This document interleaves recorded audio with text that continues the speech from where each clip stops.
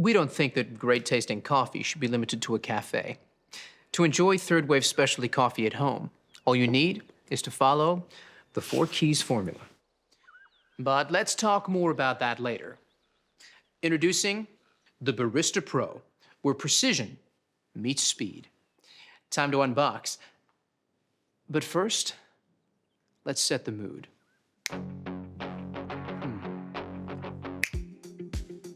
Not bad. Ah, that's better. Lay the box on its side and use the flap to slide the machine out. You'll find a box of accessories that all have a part to play. You'll also find a useful tray that can be used to store accessories, such as filter baskets, burr brush, or cleaning tools. Right. Now let's wash all the parts and accessories and dry thoroughly before use. Soak the filter in water for 5 minutes.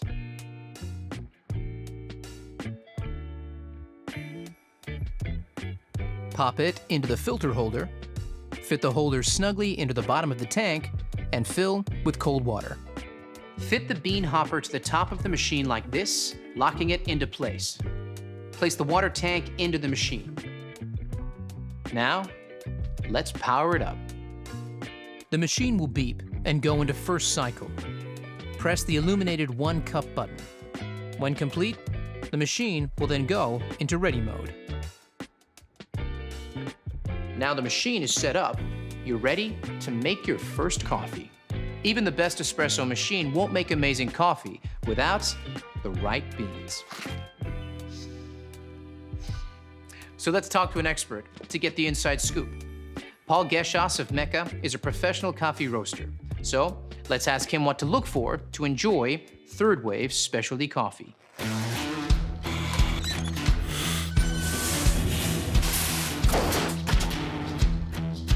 Well, it starts with freshness, but you don't want too fresh. Coffee beans are at their peak flavour from about 5 to 30 days out of roast. Immediately after being roasted, coffee releases CO2, so using it before that 5-day mark makes it a bit more challenging to work with. Once the beans are older than about 30 days, volatile aromatics start to fade, so the coffee loses the best parts of its character. Always look for a roasted on date. This is your key to freshness. Once you open that bag of coffee, beans start to age, their flavour is affected by oxidation, similar to when you open up a bottle of wine.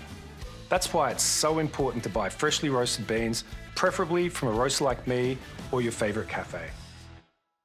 There it is, straight from a pro. Only buy beans with a roasted on date, so you know exactly how fresh they are. If there's a use by or best before date, you won't be able to tell if they're fresh or not. Now, let's make that latte, shall we? Grab the portafilter. Now, this is key to enjoying third-wave specialty coffee, and it's similar to what's used in a cafe. Place it into the grind cradle like this, and nudge it forward to start grinding. Now you've got your ground coffee. All you need to do is tamp and trim, just like a pro. Collapse the grinds into the portafilter before using the tamper and applying firm pressure with a slight twist to finish.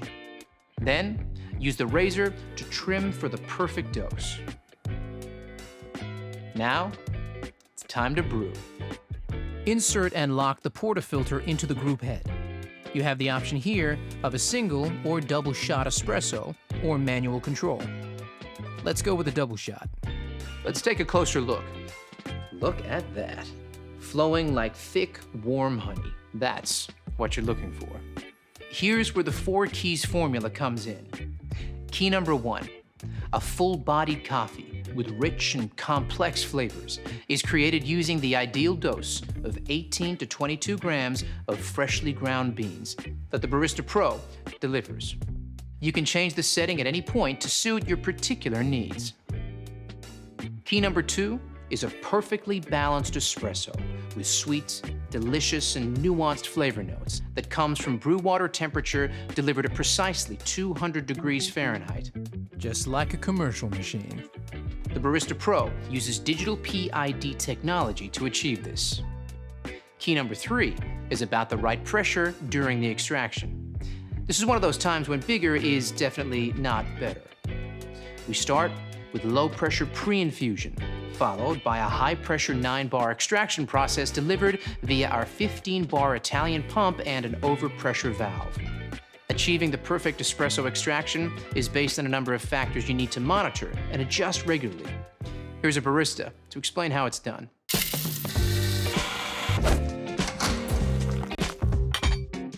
Hey there!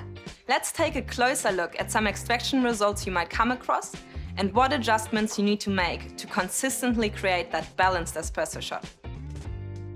Pay attention to the shot clock as each extraction starts. If your espresso is flowing too fast, it's under-extracted, and you'll need to decrease your grind size, making it finer for the next coffee you make. However, if it's flowing too slowly, it's over-extracted. So increase your grind size, making it coarser for your next coffee. Keep an eye on this each time you make a coffee for that perfectly balanced shot, just like this. Brilliant, Leo. So the perfect extraction is all about finding the right grind size. Got it? Good. Now you have the perfect espresso shot.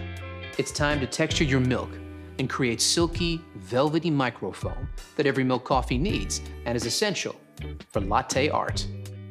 Fill the jug with fresh, cold milk to just below the spout mark. Insert the steam wand into the jug with the tip below the surface of the milk. Turn the steam dial to start texturing. The milk is at the right temperature when the jug becomes too hot to touch. Now, let's talk about the science of microfoam milk.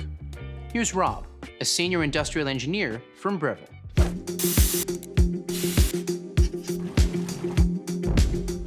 The science of microfoam milk is the fourth and final key of our 4 keys formula, and it's just as important as the other keys. You need powerful steam pressure at around 260 degrees Fahrenheit.